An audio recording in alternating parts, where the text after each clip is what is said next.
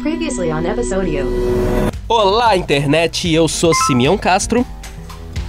Ai, era minha deixa, eu sou Clara Reustab.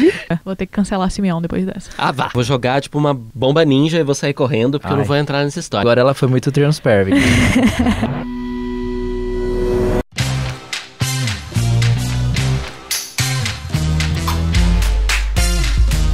Olá, internet! Eu sou Simeão Castro. Eu sou Clara Reustab. E eu sou Leandro Nunes. Tá ouvindo a gente em tempo real? Então você sabe que hoje é dia 1º de abril, dia da mentira.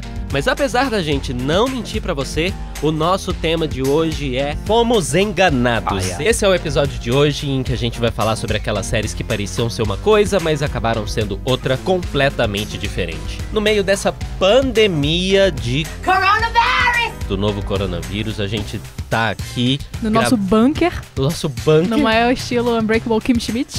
Eu tô aqui medindo a distância de 1,5 m pra ficar longe de todo mundo. Mas gravando o episódio pra gente estar junto com você aí no seu isolamento doméstico, tentando evitar ficar doente. E o episódio de hoje não abre imagem pra dúvida. É o podcast do Estadão sobre séries de TV e streaming. Aqui você não é enganado. Mas pra você não correr esse risco de ser enganado, já assina o episódio no seu player de podcast preferido. Corre também nas nossas redes sociais pra seguir os nossos perfis no Twitter, no Instagram é @episódioestadão. Manda uma DM pra gente, curte e comenta os nossos posts. A gente falou já demais, né? Vocês acham? Muito. Sim. Vamos começar? Vamos começar.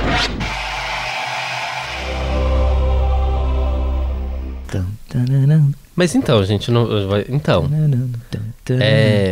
eu coloquei aqui Game of Thrones primeiro, mas não precisa ser. Eu preciso até pensar.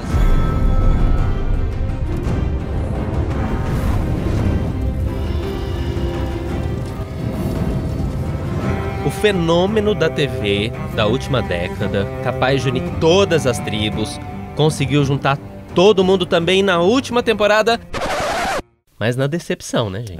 Game of Thrones nos enganou. Nadou e morreu Sim, na praia. ao vender uma expectativa de que faria só a última temporada incrível, cortou episódios, fez menos episódios. Uma espera, né, enorme, porque o grande inverno ia chegar e eles não tinham um inverno perfeito pra poder filmar. Pegaram e ficaram 2 anos guardando e fazendo a gente esperar. Eu ouvi gente reclamando de que, não, vocês é que criaram expectativas acima do necessário.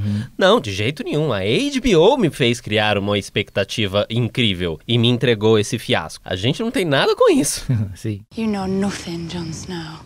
Mas acho que o principal problema foi não honrar os personagens, né? Chegou no momento em que era difícil fazer algumas escolhas, né? Então foi jogando pra frente, jogando, uma hora tinha que resolver, né? O principal problema pra mim é que a partir já da 7ª temporada, quando a série de TV se descolou dos livros, é que a história começou a desandar. Porque os showrunners, eles estavam acostumados a fazer TV daquele modo tradicional, e aí eles pegaram uma história que era absolutamente disruptiva, assim, que procurava romper com muitos estereótipos das narrativas, né, tanto da literatura quanto para uma adaptação que era completamente possível para TV. E aí, quando eles se viram sem esse guia, eles começaram a repetir estereótipos e os clichês das séries de TV que não tinham nada a ver com Game of Thrones. E sobre essa última temporada, sobre as 2 últimas temporadas, eu gosto da conclusão, mas eu não gosto do caminho que leva até essa conclusão. Eu acho coerente que a Daenerys, por exemplo, fique loucaça e que a soberba suba a cabeça dela e que seja o Jon quem a mate. I'm so sorry. Gosto que seja a Arya que mata o Rei da Noite, mas eu acho que Sim. é feito de uma maneira... Desde o primeiro episódio aquilo é colocado, né? Que vai ser o grande embate, etc. E tudo é resolvido muito rápido. What do we say to the God of Death? Not today. Eu gosto do que acontece, mas eu não gosto do caminho que leva até isso acontecer. Eu acho que a Arya, ela foi uma das personagens que foi menos honrada também, mas gosto desse resultado aí, dela matar o Rei da Noite. Eu acho que faz sentido com a trajetória que ela traçou. Eu tenho problemas, inclusive, com o pós disso, porque a partir do momento em que ela cumpriu com esse papel naquele instante, ela se tornou uma personagem descartável. E aí lá no final da temporada, ela vai abrir mão da vingança de que ela passou 7 temporadas correndo atrás. Sim. Assim, ela, não quero mais, não vou mais cumprir o meu objetivo final. Simplesmente desiste, isso eu não gostei. Joffrey, Cersei, Tywin Lannister, the Red Woman, the Mountain. Would you shut up?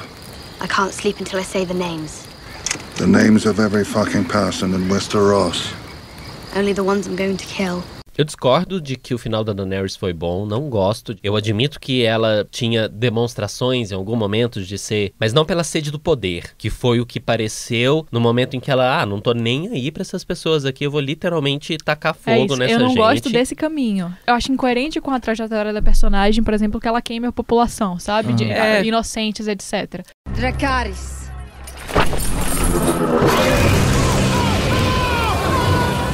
Era o que eu ia dizer, porque ela se vendia e ela convencia, né, os povos a segui-la, justamente sendo a quebradora de correntes, aquela que deixava os povos escolherem seguir os próprios caminhos que eles queriam. Eu vi gente, mas ela deu opção para outros povos de ou segui-la ou morrer. Não foi exatamente isso, né? Era ou segui-la ou continuar cativo daquelas pessoas que faziam deles escravos. Era romper com uma lógica que estava sendo estabelecida e se apresentar como opção, não se impor como opção, que foi o que ela fez ao botar fogo com o dragão na cidade inteira. Eu vou um pouco pela linha da Clara também. Uma das questões da loucura da Daenerys, eu acho super literário, porque é uma tragédia anunciada. Eu acho que Game of Thrones se apresenta como uma série onde os clãs vão lutar, onde famílias vão se impor a partir da natureza de cada uma delas, a partir da região onde elas vivem. Então, essa loucura anunciada que vinha da geração do Rei Louco, da ascendência da Daenerys, tem muito a ver com isso. Então, pra mim, é super literário e quase previsível de que, de fato, isso ia acontecer. É óbvio que também o caminho, ele passa a ser menos coerente ou não fazer tanto sentido. No caso das outras personagens, o que era mais legal da literatura era de que, por exemplo, você tinha cada personagem como um testemunho, como uma testemunha de diferentes partes do mundo. E isso, conforme a série vai se apertando e a última temporada vai juntando todo mundo, começa a ficar um pouco óbvio demais que todos estejam presentes o tempo todo, e isso começa a surgir meio redundante. Por exemplo, a Arya, quando a cidade está destruída, ela vai mais como uma observadora, né? Porque ela já entregou o trabalho dela. Então, eu acho que nesse sentido do fomos enganados, é de que o funil vai apertando e os showrunners não têm essa coragem de resolver com um fim mesmo, né? Então eles precisaram ficar requentando ali pra achar que o público ia gostar, mas enfim. Tem destinos que foram traçados de fato na série, que é, por exemplo, a loucura do Rei Louco que passa pra filha e tudo mais, e que se manifesta nessa explosão. No fim, os dragões, eles são quase como uma extensão do corpo dela, uma extensão daquilo que faz parte da natureza, né? Essa natureza selvagem. Where are my dragons? Por outro lado, esses destinos que a gente esperava que aconteceriam, que estavam traçados ali, que é interessante dos heróis, né? Se a gente for falar de literatura, a jornada do herói. Existe o destino, que é, ele vai lutar, mas não vai conseguir ir contra, e aquelas coisas que são transformadas, que são transformáveis, seja pela morte, seja pela guerra, pelo renascimento. E a Arya era esse destino determinado que a gente esperava, que tudo ali apontava como um fundamento, né? Então parece que no fim a série nega os seus próprios fundamentos, né? A própria cultura que foi construída numa história oral, na literatura, né? Na construção de uma história entre esses povos, entre essas casas, aquilo, assim, tudo bem. É decepcionante isso. Eu acho que o que mais me enganou sobre Game of Thrones, eu não acredito que, porque parou de seguir os livros, etc. Não, porque havia sempre a consultoria com o George R. Martin. O que mais importa, que é o destino da história, eles sabiam qual ia ser.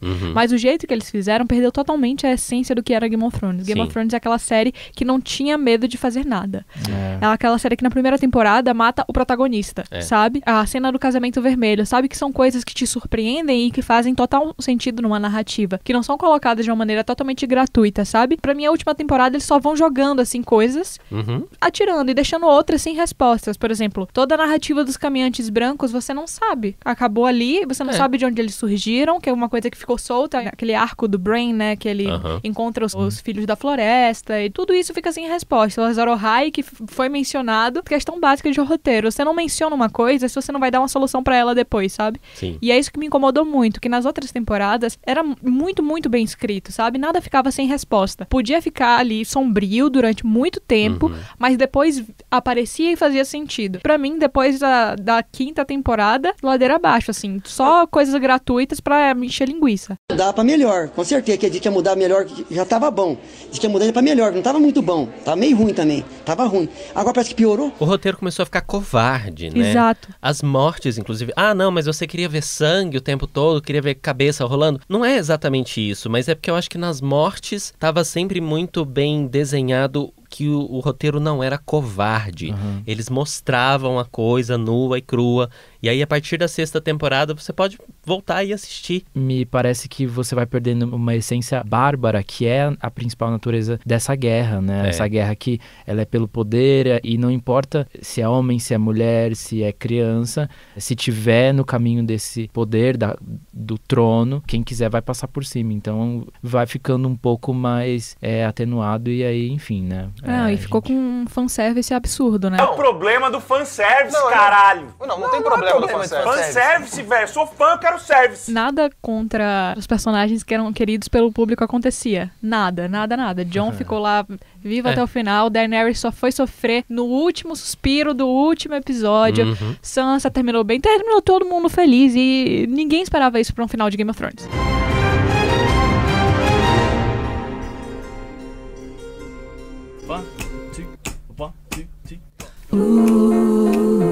Yeah, I'll be fine. A gente não ensaiou. Ainda bem, né?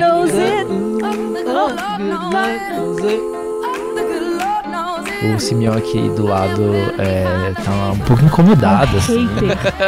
Ele odeia os australianos. Não tem nada com isso. Essa série a gente rachou aqui. Please Like Me, uma série australiana. A gente vai criar aqui alguns conflitos. Porque os meninos foram enganados por um motivo e eu fui enganado por outro. Por que vocês acham que vocês foram enganados com Please Like Me? Bom, a série de comédia dramática, ela foi criada por um comediante que chama Josh Thomas, e é o personagem na série, tem o mesmo nome dele, Josh, e a série tem 4 temporadas, episódios bem curtinhos. Eu adoro séries com episódios curtos. Se tem 17 minutos, 18 minutos, eu já tô ajoelhando e ligando a televisão. Please Like Me é uma dessas séries e que fala sobre muitas e muitas coisas. Ela foi lançada em 2013 na Austrália e ficou até 2017, quando foi um final bem doce, assim, pronto, acabou e a gente ficou feliz. Mas eu fui enganado por um motivo. Por quê? Essa foi a pergunta, você enrolou um monstro e não falou por quê. Posso guardar esse um pouquinho? Eu quero falar um pouco sobre a série antes de Simeão claro. descascar tudo que ele quer descascar. Fala. É uma produção de um canal australiano que chama ABC2. E uma coisa interessante é que ele estava escalado pra ABC One, né? Que é o principal de todos. Só que a série era gay demais. Era gay demais pra o ABC One. E rola essa dualidade sobre o gênero da série, que no caso foi o que me enganou, entre o próprio Josh e o showrunner da série. Porque o Josh vende a série como comédia e o showrunner vende como drama. Olha. E aí tem essa briga entre os dois. Então, eu fui enganada porque eu fui esperando uma coisa e eu fiquei destruída. Mas eu não entendi, claro. Você série foi enganada é porque você achava que era um drama ou você achava que era uma comédia? Eu achei que era uma comédia. Então Nossa, eu vi mais... aquela cena de abertura que tem o diálogo entre ele e a namorada, né? Sim. Que ele que a namorada fala, não, você é gay sim. Ele fica em negação. I think we should break up. Oh, that's bad. I kind of feel like we've drifted, you know? This isn't good at all. Also, you're gay. What? No, I'm not. e depois fica super feliz porque ela terminou com ele. Fiz, pô, comédia, humor meio estranho, porque é um humor não americano, né? Que a gente não tá tão acostumado. Tem uma influência ali de humor britânico Muito. por conta da colonização, né? Sim. E aí eu fiz, humor diferente, mas ainda humor. E aí vai ficando sombrio, assim, as temáticas vão ficando sombrias até o fim da série. A última temporada, pra mim, meu Deus do céu, que carga dramática é essa que eu não vi chegando, sabe? De fato, tem essa questão do gênero aí, essa dramédia ou uma comédia dramática, ela vai se acentuando, o drama vai se acentuando ao longo das outras temporadas. Eu me enganei achando que era só isso. E também por essa questão da sexualidade. Um menino de 20 e poucos anos descobrindo a sexualidade, mas não é só isso. Então, eu acho estranho quando vocês dizem que foram surpreendidos com a série ser dramática, com a carga dos sentimentos e tal. O primeiro episódio... Desculpa, mas falar de Please Like Me vai ser chuva de spoilers. Não tem jeito de falar de Please Like Me sem falar de spoilers. Mas o primeiro episódio é uma tentativa de suicídio. De onde que vocês tiraram que isso seria uma série de comédia ou que não teria carga dramática, assim? Tá ali o tempo todo, todas as questões psicológicas, todos os pesos emocionais. Eu fui enganada pelos tons desenhados pastéis. o tempo todo. Eu fui enganado por aquela casa belíssima que eu queria morar naquela casa. Eu fui enganado por essa série porque, por mais do que ela ser vendida como uma série de comédia e ser uma série de drama, ela foi vendida, assim, todo o pacote gráfico, em toda a roupagem da série, ela me foi vendida como uma série boa e ela não é. Vamos continuar. A série é uma criação do Josh Thomas e ele contracena com o Thomas Ward, que também é um comediante. E que também tem o mesmo nome. Eles são como melhores personagem. amigos na vida real. E são melhores amigos na série também. Esse tipo de criação é muito interessante. A gente começa a pipocar aqui no conteúdo nacional, no streaming nacional, alguns tipos de produção dessas. Mas é interessante que o roteiro, com a direção, enfim, a direção e os personagens, os atores estão em cena. E tem um outro trabalho que não é só o de ator, né, mas de comediante, que são coisas que para algumas pessoas parece muito semelhante, mas é muito diferente e que de fato interfere no resultado da produção. Acho que isso que causou todos esses ruídos por aí e tudo mais. O fato deles serem super amigos também dá muito entrosamento nas cenas, mas eu queria falar dos outros. Eles moram nessa casa, né? O Tom namora a Claire. Pra mim, essa série é de um amontoado de gente irritante, porque... E de gente... Ai... And he says that Oprah isn't good for people because she keeps telling everybody they can be better. And they probably can't be better, can they? He says that everybody seems to think it's really good to be aspirational, but what we need is more people to believe that it's really good just to be satisfied. And he thinks that that's what's wrong, and he blames Oprah for that.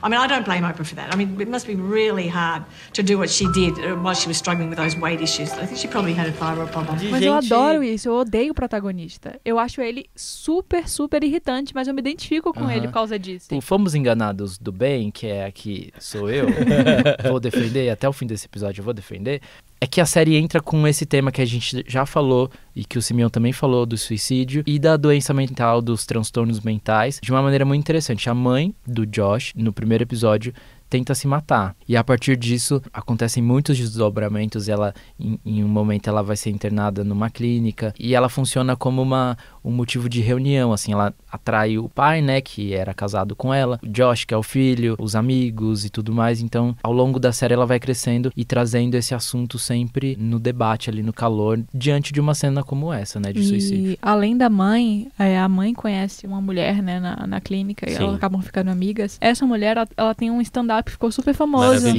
na Netflix. É a Hannah Gadsby. Sim, e o stand-up chama Nanette. Pô, é muito interessante vê-la interpretando, né? Apesar de alguns dos problemas que ela interpreta serem problemas que ela tem realmente, que é uma coisa que acontece na série como um todo. A começar pelos nomes, né? O tempo todo eles estão colocando ali questões que são meio autobiográficas, transformando isso em roteiro. Because it was illegal when I came out in Tasmania in 1990. Well, I wasn't coming out. I was going, I like women. That's why I studied art history, because it was illegal to be gay in Tasmania, and I really liked boobs, and I thought, well, I don't want to be a criminal.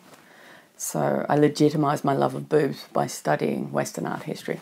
Lots of boobs. Coisas que não me agradam nessa série, que me fizeram desgostar dela mesmo. Eu acho muito esquisito um cara resolver colocar o próprio nome dele num personagem que é desprezível. Eu não acho. O Josh menospreza todo mundo ao redor dele. Até no piloto, quando ele diz que ninguém ia achar o Tom, que é o melhor amigo dele desde criança, ninguém ia achar que ele seria interessante ao ponto de alguém dar em cima dele no sentido assim, de chegar e de tentar um contato e tal. Ele menospreza o melhor amigo dele. Mas eu acho que isso revela um problema do próprio Josh. Eu acho que ele tá super infeliz consigo mesmo, por todas as questões de não aceitação. E aí ele é tóxico com o seu entorno. Sim, tudo bem, mas aí eles vão fazer, no último episódio, o que seria o fundamental pra série inteira, que é meter o Josh na terapia. Você tá brava? Não, querida, não tô brava. A questão é a seguinte. Não é tadinha, é uma questão...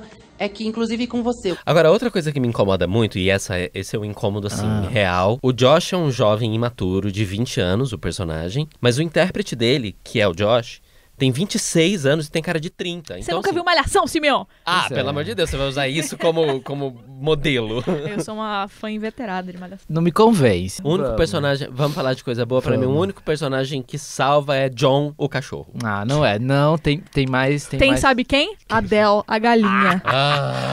Thank you, Adele, for giving up your life so that we can continue ours. I heard that you settled down, that you found a girl and you're married now. I heard that your dreams came true. Guess she gave you things. Outra coisa que me incomoda é que o Josh, Ele tá impossível hoje. O Josh, ele é absolutamente irresponsável com os sentimentos das outras pessoas e, como se já não bastassem os problemas próprios delas, ele desregula a vida mental de todos os namorados dele. Eu acho super verossímil. É que você queria que eles corressem risco de vida, porque tem séries em que às vezes você é tóxico e a pessoa morre. Ou ela é morta. Mas ele coloca eles em risco. Corre aqui, Yu. Pra mudar um pouco, o que eu adoro na série, além das aberturas, é de que tem muita comida. Eu tava pensando nisso agora. Vá assistir Please Like Me bem alimentado, porque na abertura já tem comida, você já fica mal. Exato. Muito bom. Só preciso admitir que eu gargalhei quando o Josh tá num momento super íntimo e fofo com o namorado dele, o Arnold. E aí eles cantam Kiss Me, aquela música do Sixpence None the Richer. E aí começa a tocar Kiss Me na cena. Eu achei fofo e achei engraçado. E isso me surpreendeu. Eu preciso admitir. Kiss me right down the milky twilight. Swing, swing. You wear the shirt and I will wear the trouser. Whoa, kiss me right down the milky twilight.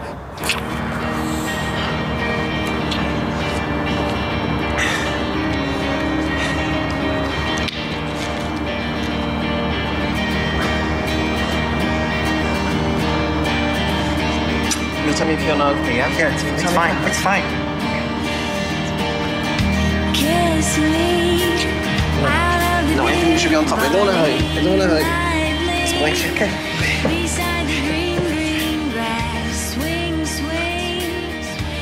That's okay? Okay, yeah, you please just never ask me if it's okay during sex again, yeah? This is a love story.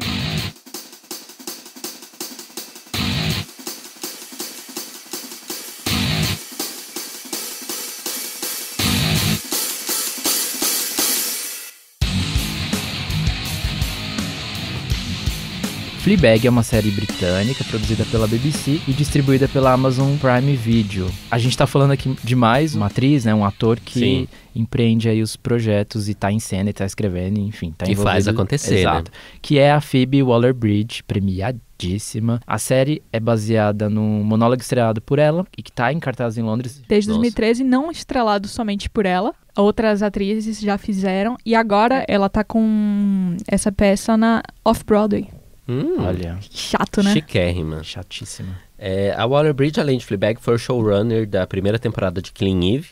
A Killing Eve é aclamadíssima, né? Que é estrelada pela Sandra Oh, que ficou mais conhecida pelo papel dela em Grey's Anatomy. Ela também é roteirista do novo filme do 007, o No Time to Die. Sem Tempo, Irmão. E fez a voz do droid L337 em Solo, uma história Star Wars. Congratulations, you're liberated. Scoot. I don't know. Free your brothers and sisters or something. Just give me some space. Ou seja, alguém que virou a queridinha de Hollywood. Pois é, na série ela faz a protagonista, né? A Fleabag. Ela não tem nome mesmo. Ela não tem nome? Não tem nome. Gente! Muitos dos personagens não têm nome. A personagem da Olivia Colman, que é a madrinha, é madrinha. O padre gostoso é o padre. Eu nunca tinha parado pra reparar Poucas nisso. pessoas têm nome. Tipo, isso é muito irmã, coisa de teatro, né? A irmã dela tem nome, né? A Claire. E Saramago, né? Saramago também. O menino, a mulher, o homem cego. Mais um momento. Mais um momento, Leandro, com referências. E Fleabag é uma expressão, né, britânica, que quer dizer, sei lá, na sarjeta, no esgoto. Uma coisa bem pejorativa. Na sarjeta é bem brasileiro, né? A série conta a história dela, né? Essa mulher, Fleabag, sem nome. Ela tá na casa dos 30 anos e ela tenta se reerguer após a perda da melhor amiga dela. Uhum. Ela é dona de um café mal sucedido. Coincidência ou não, esse café é temático, né? O tema é porquinhos da Índia. Um beijo pra Maricó, também é porquinha da Índia, que tá em Salvador. Ela tem um relacionamento bem conturbado com a família dela, especialmente depois da morte da mãe, né? Ela e a irmã Claire, elas não conseguem se entender. E as duas têm ainda uma relação que é pior do que as duas têm entre si, é com o pai. Porque depois que a mãe morreu, o pai se casou com a madrinha delas, que era a melhor amiga da mãe. E ela é interpretada, essa madrinha. O papel foi escrito já pensando nela, a Olivia Colman. Ninguém menos que já foi exaltada por mim mesma no episódio passado. Pelo papel dela em The Crown. Sexhibition. I've taken a photo of my naked body every year for the past 30 years. Why? Well, I think it's important for women of all ages to see how my body has changed over the years. Eu tive uma impressão de que a gente já falou nos bastidores sobre Fleabag algumas vezes, desde que a gente começou esse episódio, e eu tenho a impressão de que foi uma celeuma, assim, todo mundo que viu a primeira temporada de Fleabag, quando viu a segunda, ficou assim, que é isso? O que tá acontecendo? Eu fiquei assim, na real, na primeira temporada, porque todo feedback que eu recebia sobre Fleabag é de que era uma série de comédia. E aí, quando eu comecei a assistir, eu falei, não, isso não é comédia. E ficava se tentando uma veia cômica o tempo todo que parece que não encaixava com os temas que estavam sendo tratados. Na segunda temporada, a impressão que eu tenho é a seguinte: a primeira temporada se tentou fazer uma série de comédia dramática. E na segunda temporada se procurou fazer uma série de drama cômico. E aí eles acertaram a mão. Sem dar spoiler pros nossos ouvintes, a série também é super rapidinha, né? Aquela coisa, você acaba num tapa. Episódios curtos. Sim, e a série é curta, acho que são 6 episódios série é curta por também. temporada. Só são 2 temporadas e ela já falou que não vai fazer mais. Uma pessoa que sabe acabar no auge, né? Pra situar os nossos ouvintes sobre a trama, eu arranjei um jeito de dar uma resumida. Vai. A primeira temporada é sobre uma pessoa que tá se auto-rejeitando.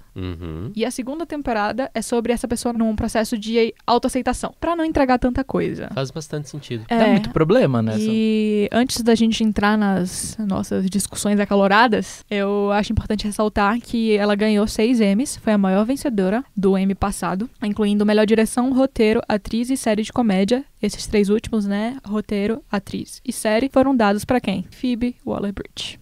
Maravilhosa. A estante dela tá despencando. Genial. Essa série me engana, por isso que eu já falei, assim, eu comecei a assistir achando que eu ia ver uma série, tudo bem, de comédia dramática, mas na realidade ela é uma série de drama cômico e que na segunda temporada ela consegue dosar isso muito bem. Muito embora me incomode um pouco de que ela fica caçando pelo em ovo e caçando problema, criando problemas, mas a gente consegue acompanhar isso muito bem. E a maneira como isso é trazido funciona de uma forma muito boa. Inclusive o uso da quebra da quarta parede. Olha, gente. Pois é, se a gente elogiou a quebra da quarta parede pelo cancelado Kevin Spacey, é Brecht. Phoebe deu uma aula, assim, um banho nele, porque em determinados momentos você realmente toma um susto, porque você acha que ela tá falando com você, você vira uma confidente.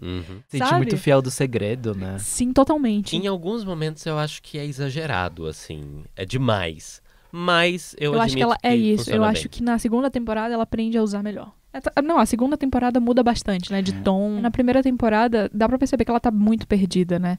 Ela tem um namorado que ela fica terminando e voltando, por mero comodismo. Sim. Ela tá com uma obsessão, assim, por sexo, né? Ela até acha que talvez seja... A gente passa a achar que ela talvez seja ninfomaníaca, etc. Mas depois a gente vai ver que tudo isso que acontece com ela é uma mera fuga, né? Que ela não tá querendo encarar o que acontece. E falando da obsessão dela por sexo, há uma cena maravilhosa que a personagem se masturba assistindo um discurso do Barack Obama.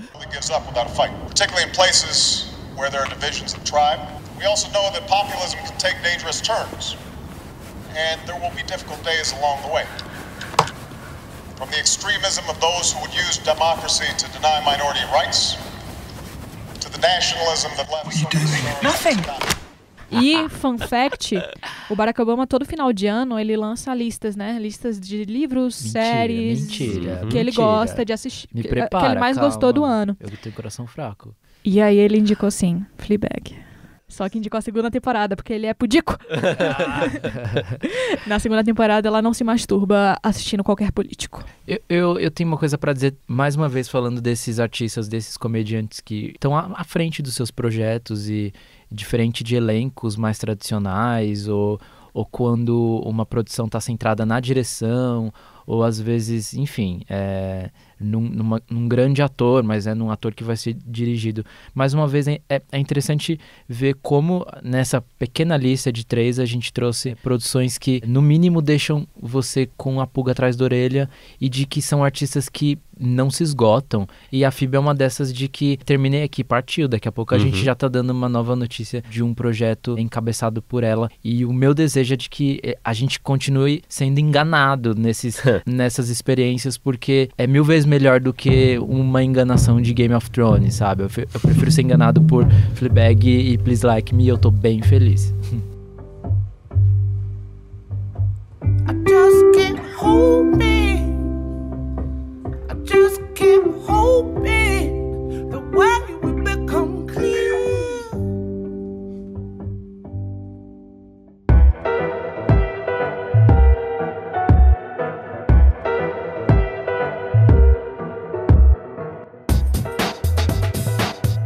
E o Vi Recomendo de hoje é com a atriz Alice Wegman. Ela que tem só 24 anos já acumula 10 novelas e minisséries no currículo, entre elas Ligações Perigosas, Onde Nascem os Fortes e Órfãos da Terra. Olha, eu vou indicar A Justiça, que é uma série da Manuela Dias e do José Luiz Villamarim. Eu acho uma das melhores séries do Brasil, já feitas por aqui. Acho o roteiro uma coisa assim, é muito impressionante, porque são várias histórias que acabam se cruzando. Então a protagonista do segundo capítulo passa fazendo uma figuraçãozinha no quarto capítulo. E essas histórias vão se entrelaçando de muitas formas. São, acho que, se não me engano, 20 episódios só. Mas é uma série, tipo, revolucionária, assim. A direção é maravilhosa também, são cenas bem fortes, bem impactantes, assuntos muito pertinentes. E eu acho que vale super a pena assistir. Obrigado, Alice, fazendo história aqui no episódio, recomendando a primeira série nacional. Muito legal. Obrigado por ficar com a gente nesse episódio, seja ouvindo enquanto lava a louça, faz comida, no conforto do seu isolamento social por causa do novo coronavírus, como estamos todos, agora em 2020, se você tá ouvindo aí com o tempo passado, espero que a gente já tenha superado essa crise, mas enquanto a gente não supera, se a gente conseguiu fazer companhia nesse momento já foi ótimo.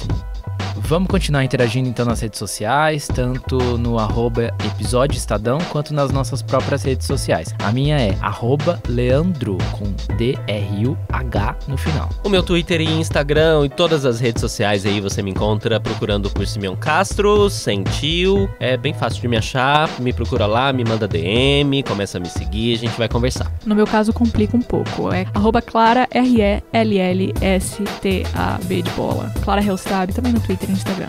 Mas além de seguir a gente, não deixa de entrar no estadão.com.br também, seguir o @Estadão, Estadão Cultura, para acompanhar as notícias. Indica também a gente para todo mundo. Acabou! Até mais. Tchau.